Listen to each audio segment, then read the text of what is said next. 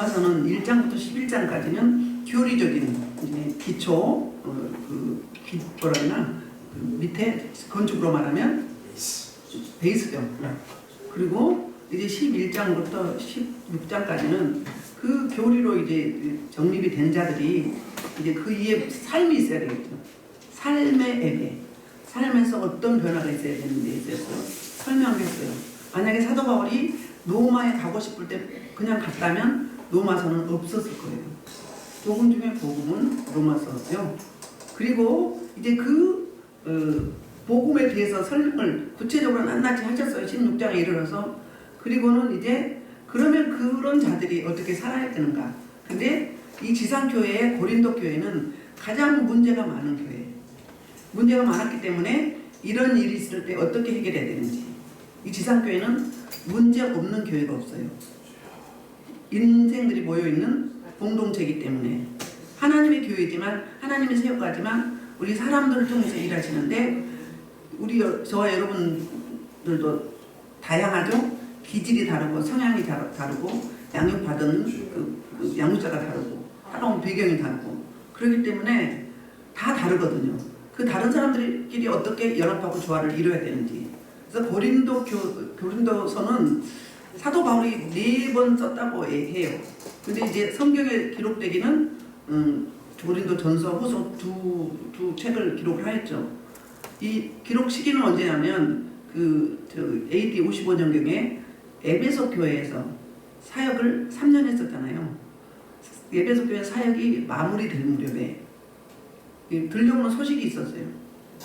고린도 교회에 여러 가지 문제가 많이 있었다는 것을 알게 됐어요. 물론 1년 6개월 동안 사역을 하고 왔기 때문에 고린도 교회에 문제가 여러 가지 있었는데 고린도 지역이 어떤 지역이 있는가?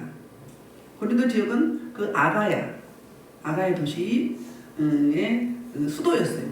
그러니까 로마의 지배를 받고 있었죠. 로마가 한번 1446년경인가요? 그때 1646년 요때쯤에 로마가 다 쓸어버렸어요. 그리고 다시 재건을 했었어요. 그런 도시거든요. 로마의 지배를 받고 있었죠. 아가야 지역의 수도라고 했죠. 고린도가 인구가 약 60만 명. 그 항구 도시 2개의 항구를 가지고 있어요. 그 당시 항구 도시는 그러니까 상업, 무역, 교역이 왕성했기 때문에 일자리가 많았고 각 지역, 각 나라에서 사람들이 몰려왔어요. 그래서 그곳에 이제 수많은 업을 가지고 있는 그 항구를 통해서 업을 가지고 있는 사람들이 많죠. 그러다 보니까 뭐가 많아요? 돈이 많죠. 물질이 많았어요. 그 당시에는 노예들이 다 일을 했어요. 주인들은 그냥 놀았어요. 그럼 돈 많죠? 시간 많죠? 그러면 무슨 일이 있어요? 자꾸 새로운 걸 찾는 거예요. 여기는 헬라 지역이잖아요. 헬라 지역에는 헬라 철학이 왕성했어요. 그 가장 대표적인 도시가 아테네였잖아요.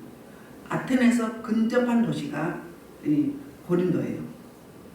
그래서 한번 보면 이 고린도 지역에 특히 고린도 교회에 문제가 너무 많았는데 어떤 문제가 많았는가? 항구는 레기움 항구와 갱그리 항구가 있었거든요. 근데 어떤 문제가 많았는가? 이 고린도에는 교회를 먼저 이야기할게요. 고린도 교회는 여러 가지 분파주의가 있었어요. 네 개 파가 있었죠. 발파, 아볼로파, 게바파, 그리스도파, 예수파 이렇게 있었어요. 그래서 각자 편가리가 있었던 거예요. 그 다음에 또 뭐가 있었죠? 음행의 문제가 있었어요. 음행의 문제. 아버지 첩을 아들이 또 이제 사귀고 이런 문제. 그 다음에 또 이제 교회에 성도끼리 송사가 있었어요. 세상 법에 가서 송사를 하게 됐어요. 결혼의 문제도 있었고요.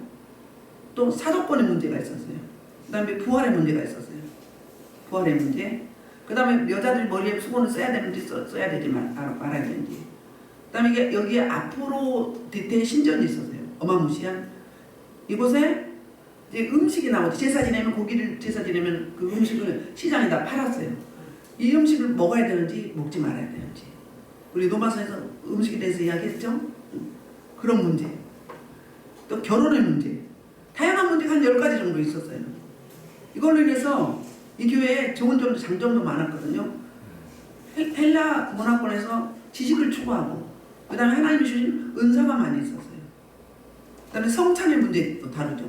11장에 성찬 문제. 성찬식에 집에서 놀고 있는 부자들은 일찍 맛있는 거 싸가지고 와서 자기만 먹어요.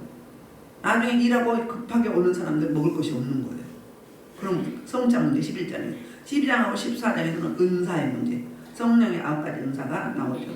13장에서는 그 은사를 쓸 때 사랑으로 쓰라고 사랑장이 나오죠. 15장에서는 그 성경 66권에서 가장 구체적으로 디테일하게 쓴 부활장이에요. 부활의 면이 나와요. 그러니까 굉장히 장단점을 많이 가지고 있는 그런 교회였었어요. 근데 여기에 문제는 배경은 뭐냐면 고린도 교회 그 지역에 앞으로 뒤에 신전에서 그 여사제들이 1000명가량 있었어요. 이 여사제들은 무슨 일을 했냐면 제사를 보면서 제사를 지내고 나면은 그 제사를 지내오는 사람들하고 서로 뭘 했어요? 교합을 했다고 해야 되나요? 서로 음란 행위를 했어요. 그 신이 그래서 풍요를 준다고 여겼던 거예요. 이방신들은 주로 그러잖아요. 여러분 지금 하나님을 섬기는 기독교인들, 교회, 성도들 말고는 나머지는 다 영적 음란이에요. 다른 신을 섬기는 게 영적 음란이거든요. 성경에서 음행했다, 음란했다, 행음했다 그 이야기가 무슨 이야기예요? 영적 음란을 이야기하는 거예요. 영적 음란이 있게 되면 실제로 육적 음란이 오게 돼 있어요. 그래서 그 무당이나 점쟁이나 이런 분들 음란 귀신이 자기 부부하고 잠자리 못하게 합니다. 그리고 다른 그러니까 하나님을 섬기지 않고 다른 신 섬기니까 음란이잖아요. 그래서 음란해요. 그 음란하면 따라붙는 부가적으로 오는 게 있어요. 가난이 오게 돼 있어요. 무당들 잘 사는 봤나요? 거의 별로 없어요. 그런 원리가 있습니다. 그래서 우리의 영적 음란을 잘 살펴보셔야 돼요. 한국 도시는 돈이 많다 보니까 이제 그 여사제들이 뭐 했냐면 거기서 제사 지내고 거기서 행음하고 그냥 끝나면 되는데 없을 땐 제사 안 지낼 때는 그 시내로 나와서 또 몸을 파는 거예요. 그래서 고린도의 도시에는 별명이 있었어요. 고린티안. 고린티안이다 그 이야기 무슨냐면 매음 내추는 이야기예요. 고린티안 그럼 고린도 지역에서 한다 그러면 아 고린티안들 그리고 더티하게 교했어요. 그 뭐냐면 매추, 그 다음에 포주, 그 다음에 기둥서 이렇게 고린도 하면 딱 그렇게 여겼어요. 우리 뭐 안양 그러면 뭐가 유명하죠? 해남 그러면 호박 고구마, 고구마, 방고구마 뭐 그렇잖아요. 그 지역에 나주 그럼 배 그렇듯이 그렇게 아주 혼란하고 음란했던 그런 지역이 있어요. 그래서 사도 바울이 성도들의 연합과 올바른 신앙의 삶을 위해서 이 고린도 전서를 쓰게 된 거예요. 그리고 이 고린도 전서가 첫 번째 편지죠. 그래서 여러 가지 음란 문제, 성도 간의 소송 문제, 분파 문제, 결혼 문제, 성찬 문제, 부활 논쟁, 그리고 사도권 문제, 그리고 여자들 머리에 수건을 써야 되는지 말아야 되는지 이런 다양한 문제들이 많이 있었어요. 1절부터 3절은 무슨 이야기를 하고 있냐면 이제 바울의 문안인사예요. 문안인사인데 1절은 이제 그 발신자의 자기 정체성을 소개해요. 1절이 시작. 하나님의 뜻 따라 그리스도 예수의 사도로 받은 바울과 형제 소수대네는 이랬어요. 먼저 그러면 고린도 교회 어떻게 생겼는지 한번 볼게요. 사도행전 17장 16절부터 17절에 보면은 사도 바울이 그 베레아 교회에서 쫓겨왔어요. 데살로니가 교회에서 베레아 교회도 말씀을 전한다 하는 소식을 듣고 불량배들이 쫓아와서 막 공격을 한 거예요. 그래서 급하게 나왔어요. 그래서 자기 함께 동역하는 데는 못 나오고 혼자 나왔어요. 그래서 어디로 갔느냐면 아테네에서 만나기로 했어요. 아테네에서 만나기로 했는데 하다 보니까 사도 바울이 아테네에서 먼저 와가지고 보니까 너무너무 우상숭배가 많은 거예요. 얼마나 많은지 심지어 이름 없는 신전도 있었어요. 그래서 사도 바울이 거기서 설교를 할 때 그들이 철학의 본산지, 본고지거든요. 그래서 그곳에 철학으로 설교를 한 거예요. 그래서 실패를 만나죠. 너희가 알지 못하는 신, 그게 바로 내가 설명하는 이 신이다 하면 설명을 했죠. 그래서 몇 명밖에 구원을 못 시켰어요. 실패하고 고린도로 왔던 거예요. 봅시다. 시작. 바울이 아테네에서 설교를 하다가 해당의 순주의와 경건한 사람들과 정원에서 날려가는 사람들과 멸론하니 그들이 죽은 자의 벌을 듣고 어떤 사람으로다 어떤 사람이 두 가지 반응이 있었어요. 한국 복음이 증거되는 이런 일이 있거든요. 자, 32절 그들이 죽은 자의 벌을 듣고 조롱도 하고 어떤 사람은 이에 대해 다시 듣겠다 하니 34절 이일에 바울이 그들을 가운데 떠나매 그 사람이 그를 가까이 믿으니 그 중에는 아레오마로 바울이 디오노시오와 가마리라 하는 여자와 또 다른 사람이 있었다.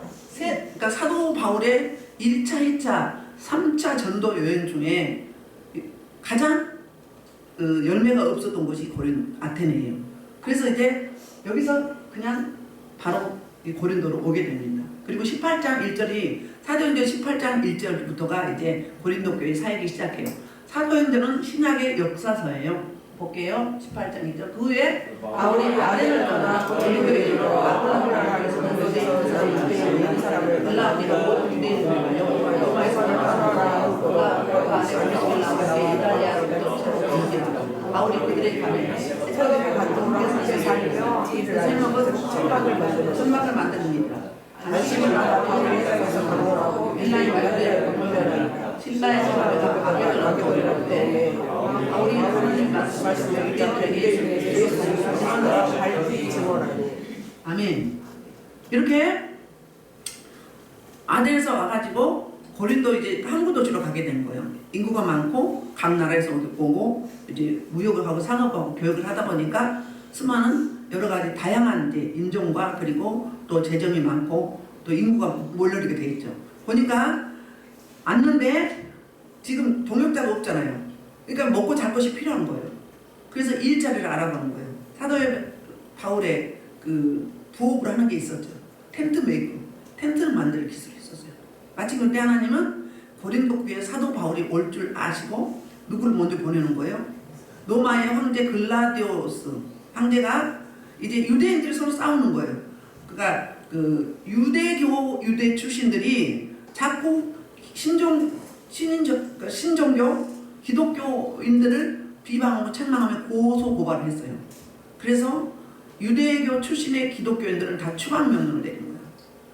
그래서 그들이 어디로 왔느냐면 고린도로 항구도시 일자리를 찾아서 온 거예요.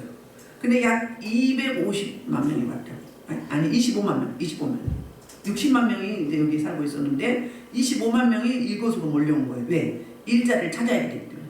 그러면 당장 뭐가 필요하죠? 텐트가 필요해요. 그래서 찾아다니다 보니까 부르스길라와 아굴라를 하나님이 이미 오게 하셔서 배치시켜놨어요. 배치시켜놓고 그 다음에 사도 바울이 그 사람들과 만나서 업이 같으니까 일을 하면서 거기서 먹고 자고 하면서 여기서 최초의 고린도 교회가 아굴라와 부르스길라 집에서 생긴 거예요. 여기서 시작을 해서 고린도 지역에 1년 6개월 동안 사역을 하게 됐어요. 1년 6개월 동안. 9절부터 11절에 나오죠.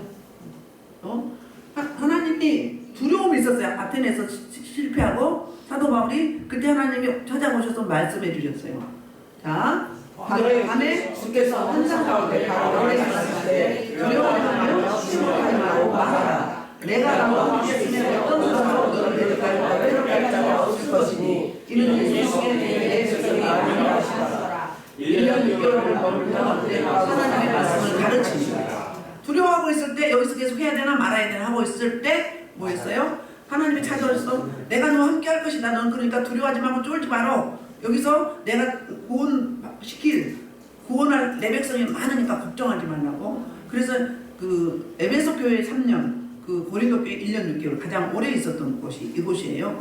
1절에 보면 이제 그렇게 자기 속에 자기 정체성을 설명을 해요. 발신자는 누구? 하나님의 뜻을 따라 그리스도 예수의 사도로 부르심을 받은. 그러니까 내가 그냥 내 의지가 아니고 내 계획이 아니라 하나님의 뜻, 하나님의 안에서 하나님의 계획과 경륜과 섭리 안에서 그는 누구다? 그리스도 예수의 사도로 자기 정체성, 자기 아이덴티티를 이야기하는 거예요. 이 사도 바울이 대체로 처음에 서신서 들어갈 때 주로 사도권을 많이 이야기해요. 사도권을 많이 이야기하는 그 지역에는 사도에 대한, 사도 바울은 뭐가 아니다? 사도가 아니다. 사도는 보내심을 받은 자거든요. 부르심을 받은 자, 보내심을 받은 자. 그러면 그다음 진짜로 사도의 정의는 뭐냐면 예수님과 함께 3년 6개월 동안 동고동락하며 그분에게 말씀을 배운 자. 그 사람들이 그 사도예요. 그래서 사도는 그렇게 예수님께 부름 받은 자인데 그럼 3년 6개월 동안 함께 했었나요?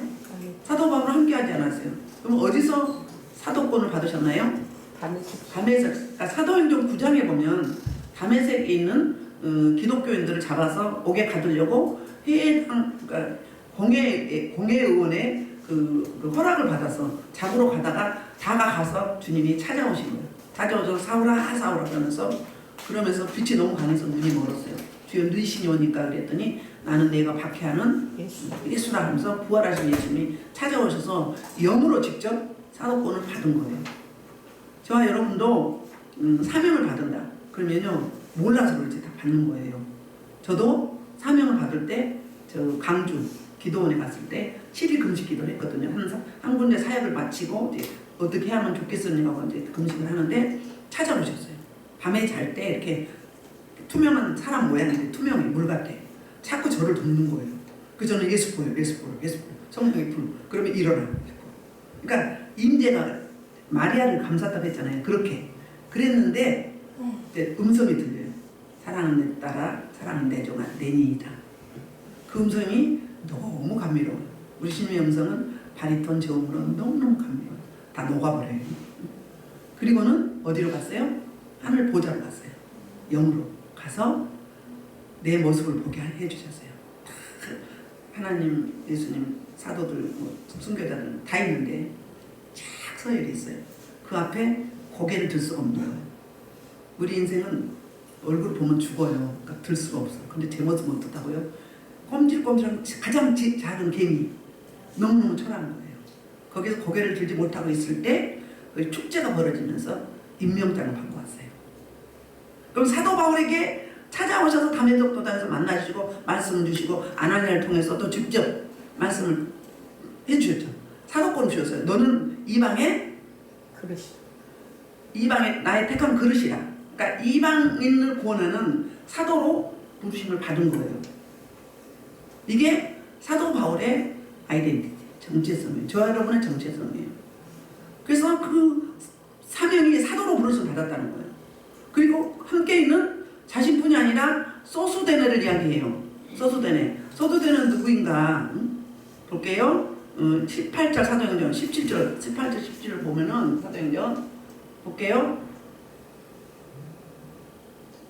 17절 시작. 모든 사람이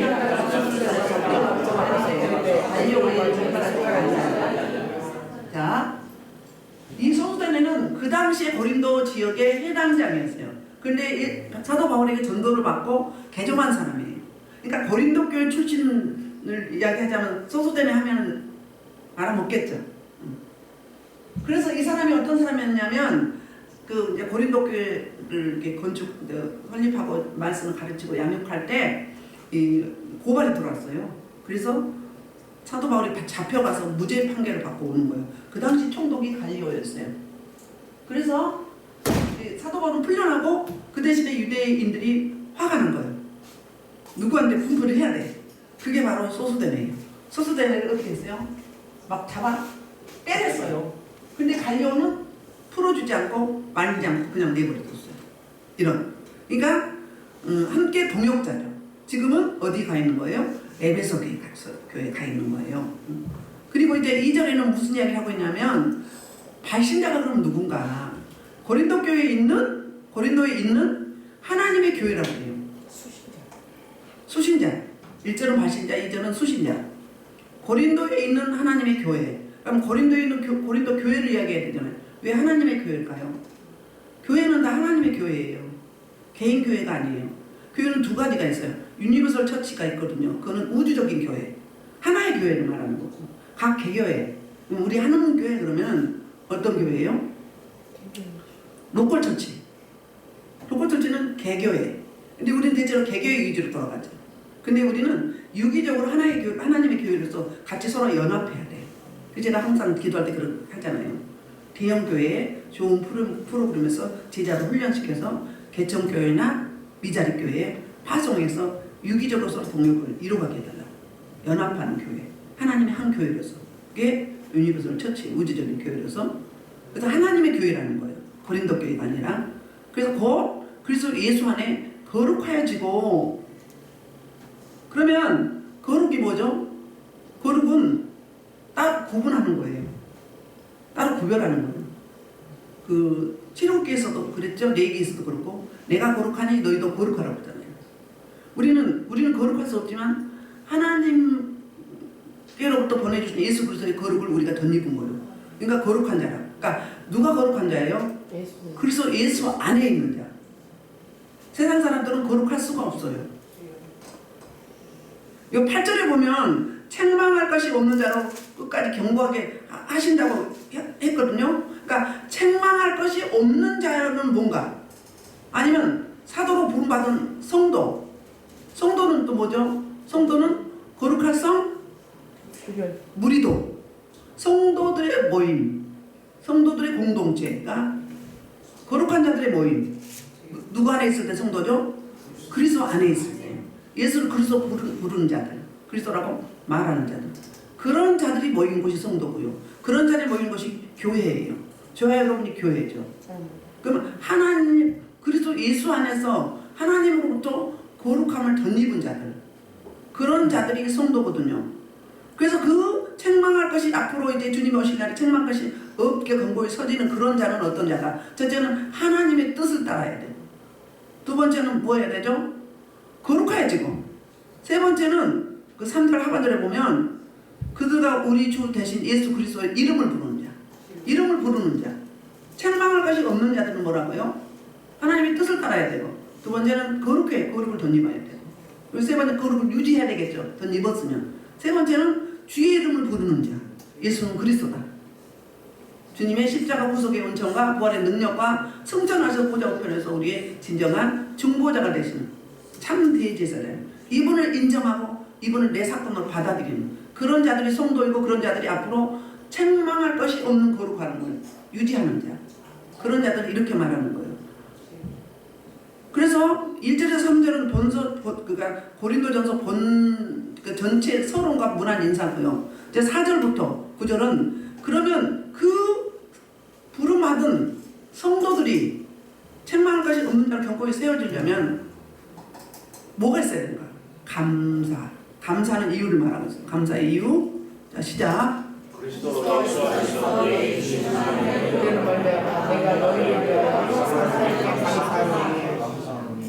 아멘. 자, 그런 자들이 뭐가 있죠?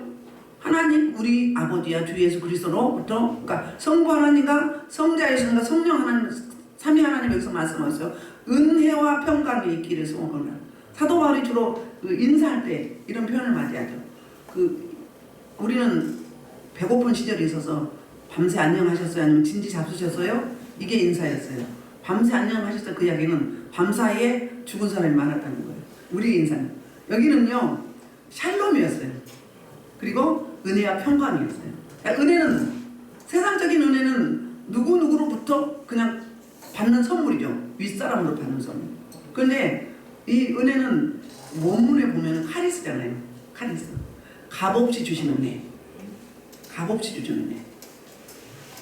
그래서 이 은혜는 무엇인가 하면 아버지 하나님께서 우리 인생들을 교제하기 위해서 하시는 모든 사역, 모든 일, 이게 은혜인 거예요. 그 일 중에 뭐가 있어요? 아들 예수 그리스도를, 그 생명을 주셨죠, 우리에게. 그게 은혜인 거예요. 그러니까 공짜예요. 선물이에요. 선물은 뭐 값을 치르지 않잖아요. 대신 아들 예수 그리스도께서 값을 치러줬잖아요. 그게 은혜라는 거예요. 저와 여러분과 교제하고 교통하고 소통하기 위해서 뭐 하셨다? 하나님이 하신 모든 일, 사역, 하나님의 계획과 경륜과 섭리, 그 안에 다 포함이 되는 거예요. 그 은혜 받은 자가 누린 게 뭐예요? 부족함이 없는. 그게 샬롬이에요. 평강이에요. 부족함이 없는. 세상에 뭐 성공하고 출세하고 많이 재산이 많고 이게 아니라 아버지 하나님으로부터 받은 은혜가 충만하다는 거예요. 우리 소위 말하는 성령 충만, 말씀 충만, 기도 충만 뭐 있죠. 그 토탈 이게 샬롬이에요. 하나님의 은혜가 임하면 내 환경은 안 바뀌어도 어떤 일이 있죠? 마음이 편안해요. 그리고 그렇게 미웠던 사람이 제발 안 봤으면 좋겠던 사람이 사랑스럽고 이쁘면서 측은지심이 생겨요. 저 사람이 그럴 수밖에 없는 저런 상황이 있었구나 역지사지하게 돼요. 은혜 받은 자, 하나님의 뜻을 따라 부르심을 받은 사도, 이런 자들은 그런 거예요. 그리고 사도는 원래 예수님으로부터 말씀을 배우고 동고동락했던 사람, 그런 사람들이 사도인데 그 다음 세대는 다 속사더라고요. 다음 세대는 원래는. 근데 이제 은사적으로 이제 고린도전서나 보면 로마서나 보면 사도에 대한 이야기 나오죠. 그때는 또 다르게 이야기할 수 있어요. 원래 사도의 정의는 예수님으로부터 직접 말씀을 받은 자, 훈련을 받은 자, 동고동락한 자, 그런 자가 사도고 그 이후 세대는 속사더라고요. 그러니까 그 사도들로부터 가르침을 받은 자, 그렇게 말을 하고 있어요. 그래서 지금 2절에서 거룩을 잘 유지해서 앞으로 주님이 오신 주님의 날에 책망할 것이 없는 자는 그 하나님의 뜻 가운데 바로 거룩을 유지하고 그리고 주의 이름을 부르는 자, 예수는 그리스도다, 예수는 나의 주다, 이렇게 고백하는 그런 자들이라고 말씀하고 있어요. 3절을 그래서 하나님 아버지와 우리 주 예수 그리스도의 으로부터 은혜와 평강, 그러니까 누구로부터 주는 은혜예요? 세상으로부터 준 게 아니라 마귀로부터 준 게 아니라 하나님 아버지 플러스 예수 그리스도. 그래서 그 은혜를 성령님을 통해서 주셔서 그 은혜의 완성이 평강이에요. 평강, 샬롬, 부족함이 없는 것. 그리고 이제 이렇게 인사를 하고는 또 다시 그 4절에서 그러면 그리스도 예수 안에서 감사 이유가 뭔데까? 너희에게 주신 하나님의 은혜로 말미암아 내가 너희를 위하여 항상 하나님께 감사하노니 그러고 있어요. 그리스도 예수 안에서 오늘 계속 하나님 안에서 아니면 그리스도 예수 안에서 계속 이야기하죠. 그러니까는 내 의지, 내 열심, 내 방법, 내 수단, 내 뭐 지혜, 내 지식 이거 아니라 뭐라고요? 주님으로부터 받은, 주님으로부터 부여받은 그 은혜와 그 사랑, 이거를 말하면 사도 바울은 계속 감사한다는 거예요. 그러니까 이 감사가 뭐죠? 성령 충만의 결과가 감사잖아요. 은혜 받은 자의 결론이 감사죠. 할렐루야. 그러면 당연히 주님이 재림할 때 어때요? 끝까지 믿음을 지켜서 흔들리지 않고 주님을 어서 오시옵소서 하고 맞이할 수 있는 마라나타 신앙이 될 수 있잖아요.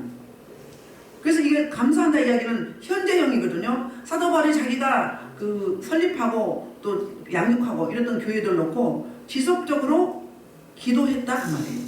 정기적으로 시간을 두고 기도했다 그 말이에요. 이게 진정한 사도요 사역자예요. 우리 여성교회, 남성교회 목장 있죠. 부서부서도 있죠. 그러면 거기 회원들이 누구예요? 나에게 부여해주는 그 성도들이라고 보시면 돼요. 내가 양육자라고 보시면 돼요. 가정은 또 가정대로 마찬가지죠. 그래서 이제 그 5절에 그러면 그 이유를 설명해요. 그 이유는 너희가 누구 안에서? 하나님 안에서, 하나님의 뜻 안에서, 그 안에서 모든 일꾼, 그러니까 성도는, 사도는, 하나님의 일꾼은 하나님의 뜻을 따라 그 그리스도 예수 안에 있는, 그러면 그리스도로부터 부여받은 은혜거든요. 그러니까 모든 일, 곧 모든 언변, 언변은 뭐죠? 언어죠. 그 당시 헬라 철학은 뭘 수사학이 있었어요. 수사학이. 그래서 아볼로파 그러면 어때요? 아볼로는 당대의 아주 석학이었어요. 가장 말을 아주 아름답고 매끄럽게 잘했어요. 그래서 사도 바울이 개척을 하고 갔는데 아볼로가 왔어요. 그러니까 너무 비교가 된 거예요. 사도 바울이 뭐라고 했어요? 나는 말에는 조라나 글에는 능하다고 했어요. 그러니까 사도 바울이 언변이 좀 덜했다는 거예요. 다 갖춘 사람은 드물잖아요. 그렇죠? 원래 글 잘 쓰는 사람이 언변이 좀 부족해요. 근데 말 잘하는 사람이 또 글쓰기를 좀 못해. 하나님은 다 주시진 않았잖아요. 물론 다 잘하시는 분도 있죠. 우리 백은영 집사님처럼 저분 칼럼도 지금도 계속 쓰고 있어요. 미국 무대 쪽으로. 그렇게. 그러니까 언변의 수사. 그러니까 너무너무 아버지가 시원시원한 거예요. 사도 바울에 비해서. 사도 바울은 아는 건 많은데 가르친 건 어눌했단 말이에요. 그런데 이제 베드로가 왔어. 베드로가 오니까 베드로는 정통 유대인이잖아요. 그러니까 유대인의 규범, 규율, 율법 이런 것도 주장을 했죠. 그게 이제 기초에 그 기초에 은혜의 복음이 들어온 거잖아요. 근데 그러면 바울파는 뭐예요? 그래도 그렇지. 바울 선생님께서, 바울 사도께서 우리를 이렇게 개척을 해서 우리에게 복음을 주셨고 생명을 주셨는데 그를 예면할 수 있느냐? 여러분, 개척 멤버 무시하면 안 됩니다. 상급이 달라요. 큰 교회 다니는 것보다 개척교회 다니다 그러면 개척교회에서 신앙이 많이 성장하죠. 다양하게 일을 할 수 있잖아요. 포지션이 많잖아요. 일꾼이 작으니까. 그럼 무슨 상급이 있는 거예요? 개척교회를 세우는 상급이 있어요. 그렇다고 개척 멤버라고 나중에 온 분들을 무시하면 안 돼. 제가 지난 금요일날 어디 신방을 갔는데 그 교회가 그렇다고 그래요. 개척 멤버들 똘똘 뭉쳐가지고 나중에 들어온 사람들은 끼지도 못한대. 자기네끼리 다 알아서 한대. 그리고 새로운 성도가 와도 그냥 내버려 둔대. 몇 년이 돼도. 그러니까 뭐가 되는 거예요? 암탉이, 씨암탉이 알도 못 나면서 텃세만 하고 있어. 뭐. 그러니까 교회가 부흥이 안 되는 거예요. 전도가 안 되는 거예요. 여기에 그런 분은 없겠죠. 새로 오신 분이 우리 교회도 처음 어렵다고 그래요. 꼭 인사를 하시고 아는 척 하시고 교제하셔야 돼요. 교제하는 공동체잖아요. 코인원이만. 그래서 엄연히 너무 능통했고요. 그 다음에 이파저파 다 싫은 거예요. 나는 그리스도파다. 그 뭐예요? 진짜 복음적으로 예수 그리스도를 제대로 알아서 그리스도파가 아니라 이꼴저꼴 다 보기 싫어. 그러니까 뭐다? 그래서 나는 그리스도파다. 이렇게 해서 각자 패들이 있었어. 편가르기가 있단 말이에요. 가장 나쁜 거예요. 교회 공동체는 뭐예요? 하나의 공동체잖아요. 그래서 기독교가 들어오면서 뭐가 없어진 거예요? 반상의 반열. 노예와 주인, 귀족과 천민이 없어졌잖아요. 우리나라도 그랬잖아요. 양반과 상놈이라고 하면 심한가? 서희들의 뭐가 있었어요? 반상이 끊어졌어요. 없어졌어요. 같은 자리에 앉아서 같은 하나님을 섬겼잖아요. 문명이 퇴치되고 또 신의학, 서양의학이 의료 생겼고 그 다음에 가난이 퇴치됐죠. 그 다음에 고아원 또 양로원 생겼고요. 학교가 생겼어요. 기독교가 들어오면서 우리나라에 지대한 발전과 이바지를 했어요. 처음에는. 지금은 개독교라고 그러잖아요. 영향력을 못 끼쳐서. 세상이 잘못 돌아가도 침묵하고. 그럼 안 되는 거죠. 그렇게. 그 다음에 언변뿐이 아니라 지식. 그러면 세상의 지식을 말하는 게 아니라 아버지 하나님께서 보내주신 그 아들 예수 그리스도의 그 어떤 거. 예수 그리스도 하신 그 사역에 기초한 구체적인 지식을 말하는 거예요. 우리 주님이 어떤 분이시고 나와 어떤 연관이 있고 그리고 우리 주님이 어떤 일을 하셨고 그리고 그분이 앞으로 어떻게 하시고 십자가 못 박혀 죽으시고 3일 만에 부활하시고 십자가 못 박혀 죽으시면 나의 죄와 허물을 값을 치르고 그 다음에 3일 만에 부활하시면 내가 부활하기 때문에 내가 죄 없다함을 이신층에 그 복을 주기 위해서 그리고 부활 승천하셨다가 다시 재림하시면 우리를 뭐하러 오시는 거예요? 다시 데리러 오시는 거죠. 이걸 이 주님이 하신 그 사역을 아는 지식 여기서 말하는 지식은 그래요. 그래서 이제 그렇게 풍성하다. 은사도 많이 주셨고 고린도교회 특징은 은사가 많았어요. 고린도교회 안에서는 은사장 없잖아요. 구체적으로 성명이 은사 설명 안 하잖아요.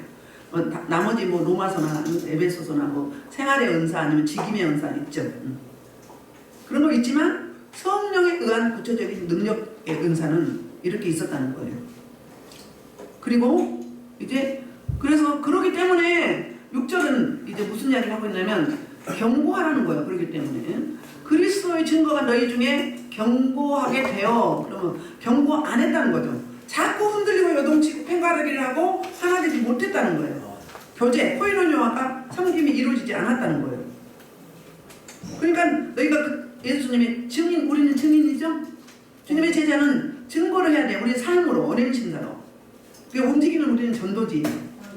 예수 믿는 사람이 얼굴이 맨날 그냥 오만 세상 지금 가진 거 그냥 시무룩하고 우울하고 총천연색이면 누가 은혜가 되겠어요? 못생겼어도 화내야지. 화나면 이뻐 아름다워. 그리고 사람 마음을 녹여줘야지. 그 사람만 보면 위로가 돼. 어떻게 그러세요? 저는 심지어 지나가다가 불러요. 왜요? 그랬더니 왜 저보고 웃으세요? 그래. 저는 그분 보고 웃는 게 아니라 항상 미소가 몸에 보여있으니까 그냥 지나가는 건데 왜 날 보고 웃으세요? 저 아세요? 이래요. 그러면 찡그리고보다 낫잖아요. 그래야 전도가 될 거 아니에요. 삶에서의 전도, 관계 전도. 이런 것들이 이러죠. 근데 경고해줘야 그게 된다는 거예요. 경고해줘야 된다는 거예요. 내가 너에게 은사를 준 이유가 바로 이거란 거예요. 그래서 증거하기 위해서 이 은사를 줬다. 그 말을 이렇게 하고 있는 거예요. 자, 7절. 그래서 이제 너희가 모든 은사에 부족함이 없이 우리 주 예수 그리스도의 나타난 점을 기다립니다. 그러니까 주님 오실 때까지 우리는 뭐예요? 책망받지 않게 하기 위해서 뭐 한다는 거예요? 은사를 줬다 그 말이에요. 그러니까 수단을 준 거예요. 본질이 말씀이라면 수단으로 은사를 준 거예요. 그래서 은사를 더티하게 여기면 안 돼요. 은사를 안 쓰는 사람들은 뭐예요? 내 안에 뭐요? 그 옛사람을 제거하지 않았기 때문에 안 나오는 거예요. 은사는 다 있는 거예요. 세상 사람들한테 재능을 다 주셨잖아요. 그렇죠. 이명 목사님 못한 거 제가 하고, 장은주 전세 못한 거 제가 하고, 김양 목사님 못한 거 제가 하고, 저 못하는 건 여러분들이 하고, 다 그래서 서로 이 지체로서 이 몸인 교회, 그리스도의 몸에 붙어있어 각자 연합하는 거예요. 그래야 제대로 돌아가는 거예요. 한 가지 똑같아봐. 그러면 세상이 어떻게 돌아가겠어요? 병원에도 여러 가지 의사들이 있잖아요. 그렇죠. 분야가 있죠. 교회도 그런 거예요. 목회자들에게 하나님 주신 은사가 각각 있는 거예요. 말씀을 잘 가르치는가? 아니면 사랑이 많아서 다 쓰다듬고 이렇게 안아주고 권면하고 이러하고, 아니면 그 은사를 통해서 병을 고치거나, 아니면 뭐 능력행만 하거나, 귀신을 쫓아내고 뭐 여러 가지 있죠. 그런 것들, 이런 것들 그렇다는 거예요. 왜요? 그 은사를 줬는데 그 은사를 제대로 쓰게 하기 위해서, 책망할 것이 없게 하려면 이 은사의 도움이 있어야 되는 거예요. 성령의 도우심이 있어야 된다 이 말이에요. 네 노력, 네 열심, 네 방법, 네 수단이 아니라 성령의 공급해 주시는 각자의 풍부하게 풍성하게 보여주는 그 은사를 주셨다는 거예요. 자, 여기 은사에 대해서 로마서 5장 15절에는 구원의 은사를 이렇게 말하고 있어요. 5장 15절 볼게요. 좀만 더 올려보세요. 자, 15절. 그러나 이 은사는 그 문제와 같지 아니하니 곧 한 사람의 잠들으려 많은 사람이 죽었으니 하나님의 은혜가 그런 예수 그리스도의 은혜로 많은 사람에게 넘쳤느니라. 한 사람 예수 그리스도가 우리 죄값을 대가를 치러줌으로 말미암아서 우리가 뭐예요? 구원 받았다. 구원을 선물로 받았다 이 말을 하고 있는 거예요. 자, 로마서 11장 29절에는 일반적인 은혜가 어떤 것인가 이야기해요. 일반적인 은혜, 일반적인 은사. 시작. 하나님의 은사가 후회하심이 없느니라. 하나님이 저와 여러분을 택하여 주시고 은혜 주시면 후회하심이 없다. 그 말을 하고 있어요. 자, 그리고 고린도서 12장 4절에는 성령의 능력의 은사. 성령의 능력에서 우리 교회 은사가 이렇게 많죠? 많이 드러나서 아시죠? 볼까요? 시작. 은사를 받고 그러면서 5절부터 6절, 7절, 8절, 11절까지 성령의 9가지 그 능력의 은사를 말하고 있어요. 능력의 은사. 아멘. 우리 백은영 집사님이 이렇게 말을 해도 저한테 막 생명이 나온다고 그래요. 그냥 보통 이야기를 해도. 그런 거예요. 왜? 우리 안에 무엇이 입력되어 있는가에 따라서 출력이 되거든요. 악령이 있으면 악한 게 나가고, 생명이 있으면 생명이 나가는 거예요. 그냥 하는 거 같죠? 모든 모험이 열려서 여러분한테 다 공급해 주는 거예요. 영으로 천사도 오시고 주님도 오시지만 설교자를 통해서 여러분한테 치유할 자 치유하고, 또 힘을 줄 자 힘을 주고, 응? 그리고 말씀으로 생명을 넣어주는 거예요. 그래서 어둠을 다 걷어주면서 여러분한테 맞춤 사역으로 다 들어가는 거예요. 그러니까 멀티로 하는 거예요. 그냥 설교만 하는 게 아니에요. 이게 바로 영의 예배라고 해요. 성령이 함께 하신 예배. 그러니까 예배 드리고 나면 사람들은 확 달라지죠. 얼굴이 환해지고 기쁘고 그러죠. 그런 원리가 이런 거예요. 그러니까 이 은사를 적당히 주신 게 아니라 풍성이 부족함이 없이 주셨다 그 말이에요. 각자에게. 그러니까 자기 거 여러분 소중하게 여겨야 돼요. 내 것은 그냥 가치 없게 생각하고 남의 것만 부러워하지 말아요. 내 안에 다 있는 거예요. 응? 성령이 9가지 뿐이 아니라 수없는 은사가 다음으로 활성화하면 또 나오게 돼 있어요. 이걸 몰라서 그런 거예요. 여러분 안에 태어날 때부터 이미 주신 거예요. 만세 때부터 택정하시고 그때부터 은사를 딱 주신 거예요. 내 안에 창고가 있어. 은사의 창고. 그걸 드러내려면 뭐예요? 통회하고 자복하고 회개하고 부르짖고 힘써 찬양하고 그러면서 빠져나가는 거예요. 나가면 그 생명이 나오게 돼 있어요. 사단 마귀에 빠지기 전에는 그냥 나올 수 있었죠. 그런 원리. 그래서 함께서는 어때요? 본질인 말씀 주기 그 가진 수단인 은사를 통해서 하면 이 마지막 시대에 이기고 견고히 설 수 있고 책망받을 것이 없게 되는 거죠. 그런 이야기를 이렇게 하고 있어요. 그래서 부족하면 충분히 주셨다. 충분히 주셨다. 이렇게 말씀하고요. 이제 8절입니다. 8절 시작. 주께서 너희를 우리 주 예수 그리스도의 날에 체험할 것이 없는 자로 끝까지 영광하게 하시리라. 성도는 하나님의 뜻을 따라 사도로 부름받은 자들은 어떻다는 거예요. 이렇게 주님의 그러니까 주께서 그러면 하나님 아버지 성부 하나님 이야기예요. 너희를 우리 주 예수 그리스도 그러면 그 아들 예수 그리스도죠. 책망할 것이 없는 자로 끝까지 견고하게 하시리라 이야기 뭐예요? 끝까지 견고하게 하시는 성령 하나님이에요. 삼위 하나님의 사역. 흔들리지 않고 이리이리비하지 않고 요동치 않는다는 거예요. 조금 안 된다고 책망하고 그러니까 실망하고 낙심하고 이게 아니라 그러함에 불구하고 주님이 하실 걸 기대하고 감사함으로 나가면 내가 바라고 원하는 것보다 더 크게 주시는 거예요. 내가 준비한 것만큼 내 그릇이 비어지는 것만큼 깨끗해지는 것만큼 채워주신 거 하나님. 나간 만큼 오는 거예요. 처리한 만큼 들어오잖아요. 쓰레기 가득 차 있는데 그 위에 뭐가 있겠어. 주님은요 죄가 있는 곳을 못 오세요. 죄가 있는 곳은 악령이 있는 곳을 못 오세요. 인격적인 분위기 때문에 우리 안에 계시지만 활동을 못해. 그럼 성령 충만하느냐 악령 충만하느냐. 그래서 에베소서에서 뭐라고요? 세상에 취하지 마, 술에 취하지 말고 그 말이 세상에 취하지 말라는 거예요. 성령의 충만을 받으라. 충만히 부족함이 없이 만당 받으라. 매일매일 받아라 이 말이에요. 그래야 세상을 이기는 거예요. 제약도 이기고 가난도 질병도 사단 마귀 원수도 이길 수 있는 거예요. 무장한 군사예요. 그게 견고해진 거예요. 책망 것이 없게 안 흔들게 되는 거예요. 끝까지. 그리스도 날은 언제요? 주님 오신 날. 우주적인 정말. 이때를 말하는 거예요. 그러니까 매일매일 우리는 정말을 살아야 되는 거예요. 영원의 때를 준비해야 되고요. 그래서 책망할 것이 없다. 그 이야기는 바로 이제 그 뭐예요? 고소하고 책망하고 고소할 것이 없다. 잡을 게 없다 그 말이에요. 그리고 견고하게 한다 그 말은 여기 오늘 이 8절에서는 생활적인 면에서 그런 거예요. 삶의 앱에서 흔들리지 않게 하신다 그 말이에요. 그리고 6절에 견고함이 나오죠. 6절에는 교리적인 면에서 말씀적인 면에서 말씀에 흔들리지 않는다 그 말이에요. 8절에서는 삶의 앱에서 삶에서 생활 속에서 요리조리 흔들리지 않게 한다 이 말 하고 있어요. 그래서 8절은 우리를 성도로 부르신 궁극적인 목적이 바로 이거예요. 책망할 것이 없이 없는 자가 끝까지 견고하게 한다는 주님이. 그리고 9절에서는 책망받을 자리 없는 이들이 어떤 일이 있는가? 시작. 너희를 불러 그의 아들 예수 그리스도로 우리 주와 더불어 교제하게 하시는 하나님은 미리 부르시도다 그랬어요. 그러니까 너희는 책망받을 것이 없이 견고하게 세워져라 이 말만 한 게 아니라 첫째는 은사를 주셨죠. 두 번째는 어때요?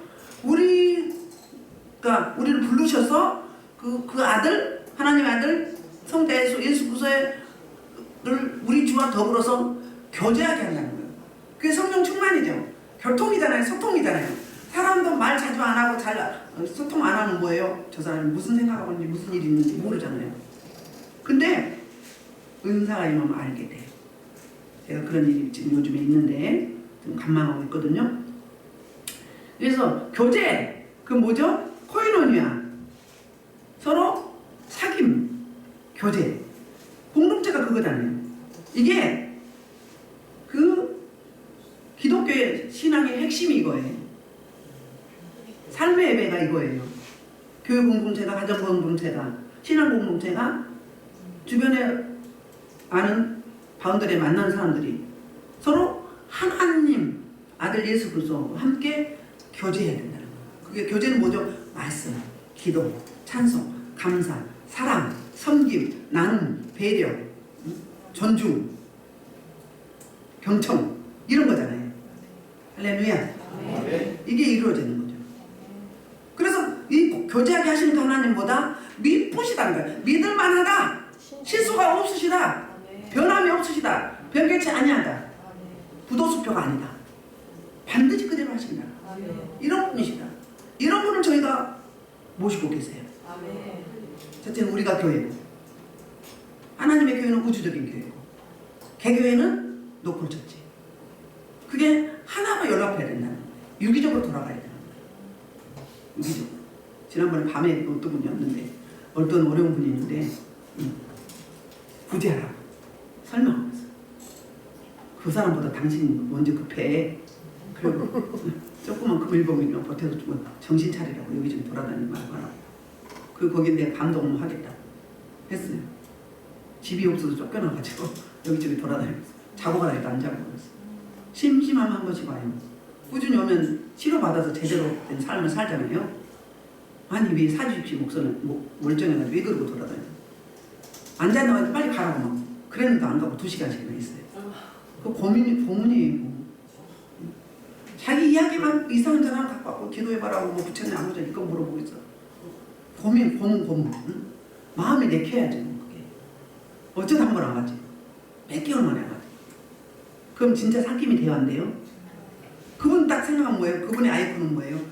귀찮게 하는 아이콘. 힘든 아이콘. 괴롭혀. 이렇게 돼요. 고린도 지역을 뭐라고요? 고린티안. 음란하고 포주. 그리고 뭐 있어요? 기둥서가. 이런 별칭을 받으면 안 되겠죠. 우리는 그게 아니라 성도, 성도, 거룩한 성, 무리도, 거룩한 사람들이 모이는 공동체. 하나님이 저 여러분을 이렇게 같은 공동체에서 서로 연합하고 소통하며 섬기라고 주셨습니다. 고린도 교회에 대해서 이제 자세하게 이제 다음 주부터 설명을 해 들어갈 텐데, 이 고린도 교회가 얼마나 유명했는지 그 당시에 총독이 고린도 지역에 살고 있었어요. 총독이 살고 있었고 굉장히 번창한 도시였는데, 그 배경에 이어서 이렇게 원래 그 당시에 항구 도시는 마도로스들이 많잖아요. 오랜만에 오잖아요. 그러면 딱 정착하면 그 지역에는 항상 매음하고 매춤하는 사람들이 많이 있었어요. 반면에 이제 돈이 많다 보고 시간이 많다 보니까 우상 숭배를 해요. 하다가 또 뭘 해요? 음란하고 행음하고, 그리고 또 뭘 먹고 마시고 어떻게 할까를 연구하는 거예요. 우리는 뭐죠? 우리의 여기 존재하는 목적은 하나님을 영화롭게 하고 예배하고 찬송하며 복음 전파하는 그런 오늘 본문을 이렇게 딱 정리를 하면, 우리의 정체성은, 우리의 아이덴티티는 하나님의 뜻을 따라서 그리스도 예수의 사도다고 말해요. 그 사도는 거룩을 유지하면서 책망할 것이 없는, 경고하기 흔들림이 없는, 흠잡을 것이 없는 그런 성도로 끝까지 유지되기를 바라고 원하는 사도바울과 아버지 하나님의 그 놀라우신 깊으신 뜻이 있는 거예요. 이 말씀을 우리가 잘 인지하시고 삶의 예배에서 이 부분을 잃지 않으시고 그대로 살아드리는, 말씀을 적용하는 저와 여러분 되기를 주님의 이름으로 축복합니다. 그 말씀을